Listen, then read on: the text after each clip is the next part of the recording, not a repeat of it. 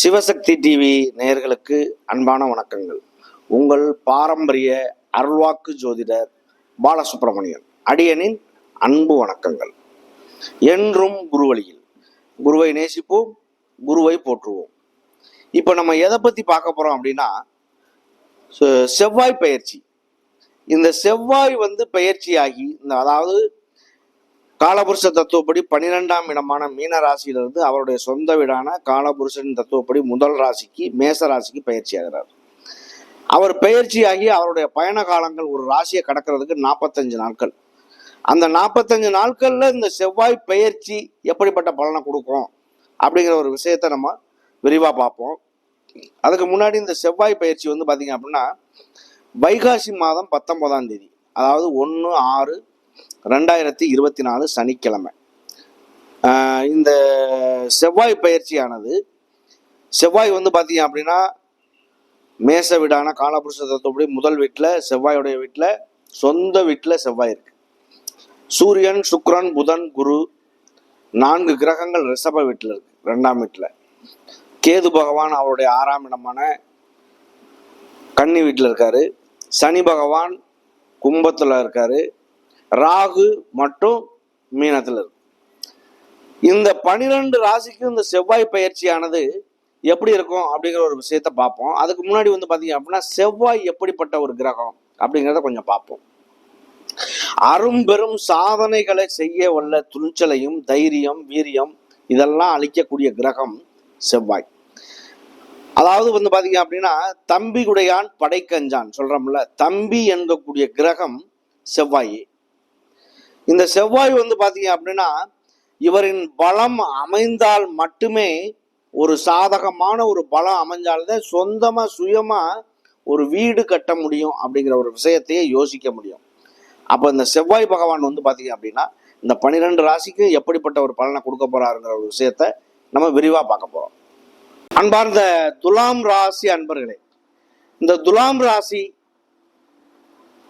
துலாம் ராசிக்கு பார்த்தீங்க அப்படின்னா இந்த செவ்வாய் பயிற்சியானது எப்படி இருக்கும் அப்படிங்கிற ஒரு விஷயத்த நம்ம பார்க்க போறோம்.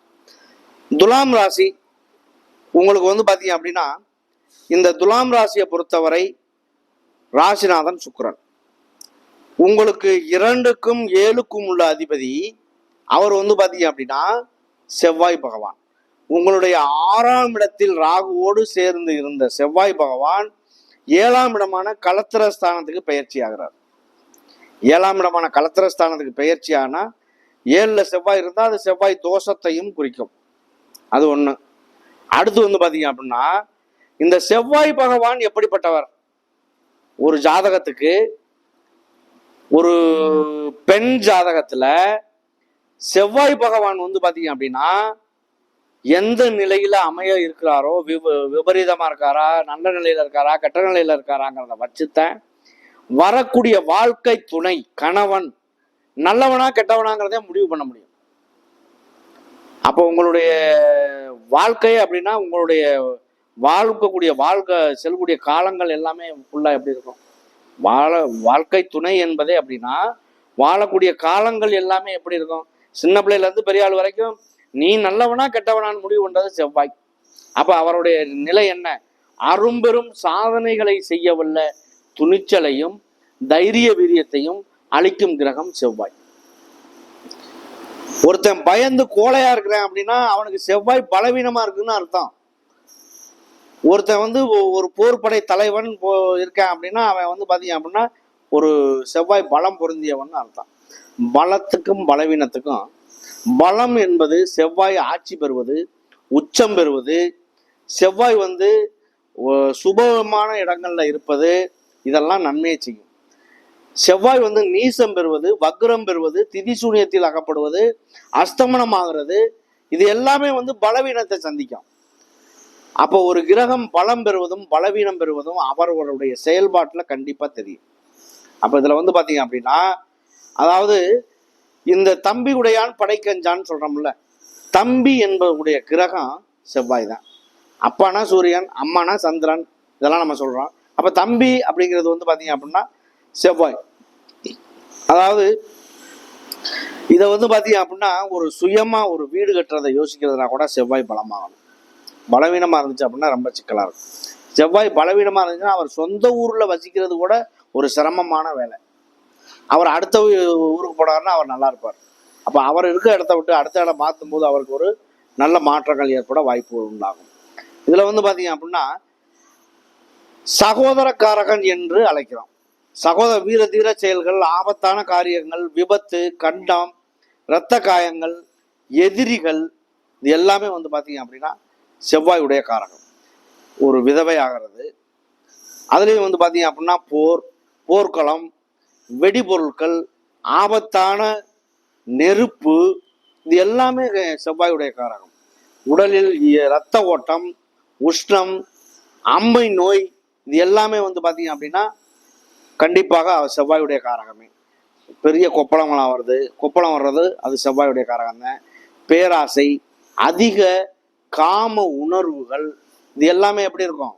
செவ்வாயுடைய காரகம் தான். ஒரு ராசியில செவ்வாய் ஒரு கிரகம், 9 கிரகங்கள் இருக்கு. அப்ப செவ்வாயுடைய காரகம் ஒவ்வொன்னா இவ்வளவு சொல்றோம் அப்படின்னா அப்ப ஒவ்வொரு கிரகத்துக்கும் என்னென்ன பலன் இருக்கு நினைச்சு பாருங்க. அப்ப இந்த செவ்வாய் வந்து பேராசைப்படுறது, அதிக காம உணர்வுகள், அதாவது திருட்டு குணங்கள், இது எல்லாமே தீய எண்ணங்கள், இது எல்லாத்துக்கும் காரகர் யாரு? செவ்வாய் தான். மேலும் வந்து வீடு மனை போன்றவருக்கு காரகர் அவர் தான். அது இல்லாம காவல்துறை, இராணுவம், பாதுகாப்பு படை வீரர்கள், இது எல்லாம் செவ்வாய்க்காரர்கள் தான். அதையும் தாண்டி குறிப்பா ஒரு டாக்டர் வந்து அறுவை சிகிச்சை டாக்டரா வரணும் அப்படின்னா அந்த அறுவை சிகிச்சை டாக்டர் என்பது அவர் செவ்வாயுடைய காரகம் இருந்தால் மட்டுமே அவர் அந்த லைனுக்குள்ள வர முடியுமே தவிர இல்லைன்னா அவர் அந்த டாக்டர் அறுவை சிகிச்சை டாக்டர் ஆகிறதுக்கான வாய்ப்புகள் கம்மியா இருக்கும். அதையும் தாண்டி செவ்வாயுடன் இணையும் கோள்கள் வந்து பாத்தீங்க அப்படின்னா யுத்தத்தில் ஈடுபட்டு அது எந்த கிரகங்கள் பலத்தை இழக்குதோ அதனுடைய சுய பலனை இழந்துடும். அப்ப எந்த கிரகம் பலம் பெறுதோ அந்த இழந்த பலத்தையும் இந்த கிரகம் தான் வாங்கி செயல்படும். சனியும் செவ்வாயும் செயற்கை சேர்ந்தால் ஜாதகத்துல பஞ்சனை தோஷம்னு சொல்லுவோம். அதே சனியும் செவ்வாயும் ஒன்னாக இணைந்தாலோ அதை பார்க்கும் பாவகங்களோ பலவீனமாகும். உலகத்துல வந்து பாத்தீங்க அப்படின்னா பெரிய பிரளயமே நடக்கும். அதுல வந்து பாத்தீங்க அப்படின்னா சுனாமி ஏற்படும், பூகம்பம் ஏற்படும். இது எல்லாமே என்னது? இந்த கிரகங்களுடைய அமைப்பு. அப்ப சனி செவ்வாய் செயற்கை என்பது பலவீனத்தை சந்திச்சாலும் அந்த கிரகங்கள் பலமாகுதா பலவீனமாகுதா? இதை எப்படி நம்ம எடுக்க முடியும்? இதெல்லாம் பலவீனமானாலும் பலமானாலும் உங்களுடைய விதி ஜாதகம் என்பது ஒரு முக்கியம். விதி ஜாதகத்துல நன்மை செய்யும் தீமையை செய்யும்னு ஒரு கணக்கு பண்ணலாம். இந்த கிரகங்கள் அமைப்பு எப்படி இருக்கோ அந்த அமைப்பு அப்படியே பிரதிபலிக்கும் நம்மளுடைய உடம்புல.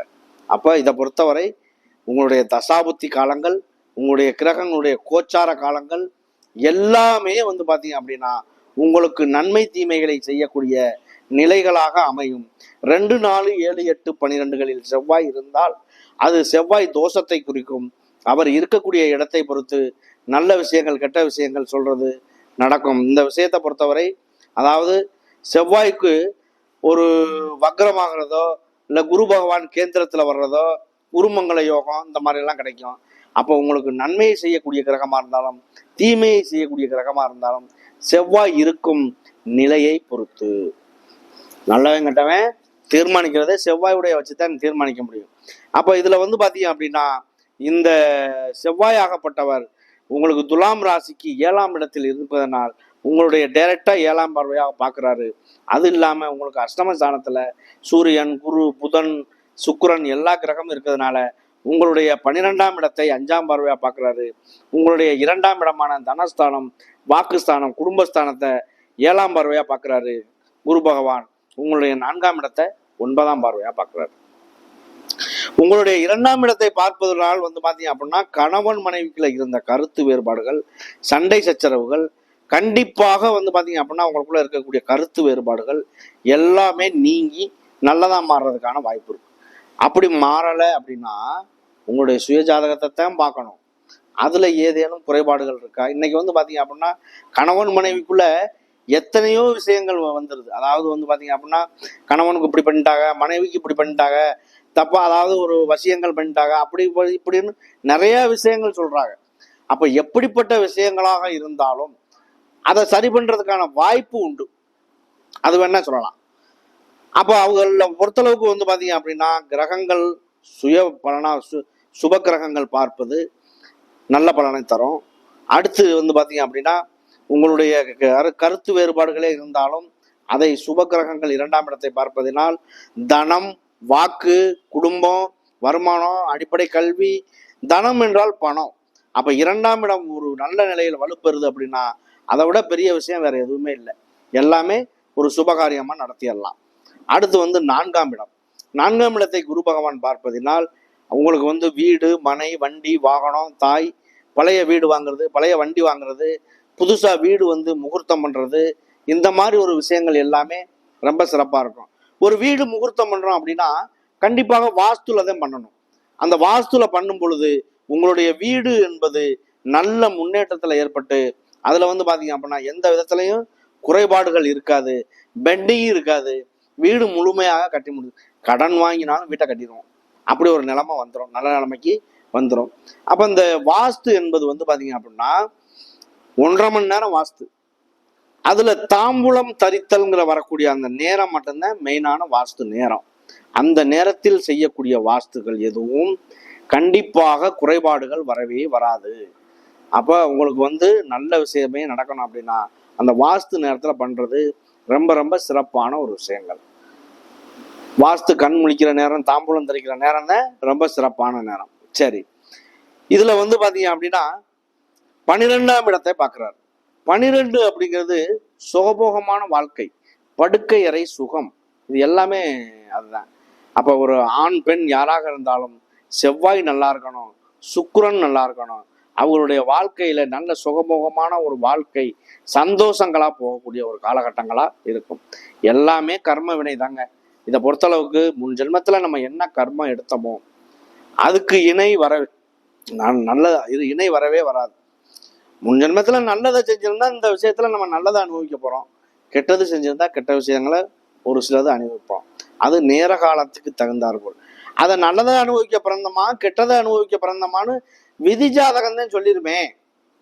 அதையும் தாண்டி நல்லது நடக்குது அப்படின்னா கோச்சாரம் நல்லது செய்யும். கிரகங்களோட அடிப்படையில தசாபுத்தி காலங்கள் நல்லதை செய்ய வாய்ப்பு உண்டு. அதுதான் எல்லா நேரமும் நல்ல நேரமா இருக்கவும் வாய்ப்பு இல்லை, எல்லா நேரமும் கெட்ட நேரமாகவும் இருக்க வாய்ப்பு இல்லை. அப்போ உங்களுக்கு வந்து இந்த சித்திரை நட்சத்திரம் உங்களுக்கு வந்து 2 பாதங்கள் வருது இல்லை. சித்திரை நட்சத்திரம் என்பது செவ்வாயுடைய நட்சத்திரம். செவ்வாய் வந்து முருகப்பெருமானுடைய அருள் பெற்ற ஸ்தலம். இந்த அருள் பெற்ற ஸ்தலத்துல இருந்து நம்ம பேசிக்கிட்டு இருக்கோம். இந்த பேசக்கூடிய ஒரு அருள் நமக்கு கிடைச்சிருக்கு அப்படின்னா செவ்வாய் பகவானின் இந்த முருகப்பெருமானுடைய அருள் முழுமையா நமக்கு இருக்கு. நம்ம சொல்லக்கூடிய ஒரு வார்த்தைகளும் சரி, இந்த வார்த்தைகளும் எல்லோருக்கும் நல்லதா அமையணும். இந்த செவ்வாயுடைய நட்சத்திரம் சித்திரை நட்சத்திரத்துக்கு நல்ல முன்னேற்றத்திற்கான வாய்ப்புகள் உண்டு. அடுத்து வந்து பாத்தீங்க அப்படின்னா சுவாதி நட்சத்திரம். சுவாதி என்பது ராகுடைய நட்சத்திரம். ராகு பகவான் உங்களுக்காக 6ஆம் இடத்துல இருக்கிறதுனால அவர் வந்து பாத்தீங்க அப்படின்னா நல்லதை செய்யறதுக்கான ஒரு வாய்ப்பு உண்டு. இந்த ராகு பகவான் வந்து பாத்தீங்க அப்படின்னா அவருக்கு நிழல் கிரகம் அப்படிங்கிறதுனால பார்வை இல்லை என்றும் சொல்றாங்க. ஆனா பார்வை வந்து 7ஆம் பார்வை, 3, 7, 11 இதெல்லாம் பார்வை இருக்குன்னு சொல்றாங்க. இதை பொறுத்தவரை ராகுனுடைய பார்வையே இருந்தாலும் அந்த கிரகங்கள் ரிவேர்ஸ்ல தான் சுத்தி வருது. அப்ப எல்லா கிரகமும் முன்னோக்கி நகருது அப்படின்னா இந்த கிரகங்கள் பின்னோக்கி நகரி சுத்தி வருது. அப்ப அந்த கிரகங்களுக்குன்னு தனியா எந்த சொந்த வீடும் கிடையாது. அவங்க எங்க போய் தங்குறாங்களோ அது அவங்களுக்கு சொந்த வீடு.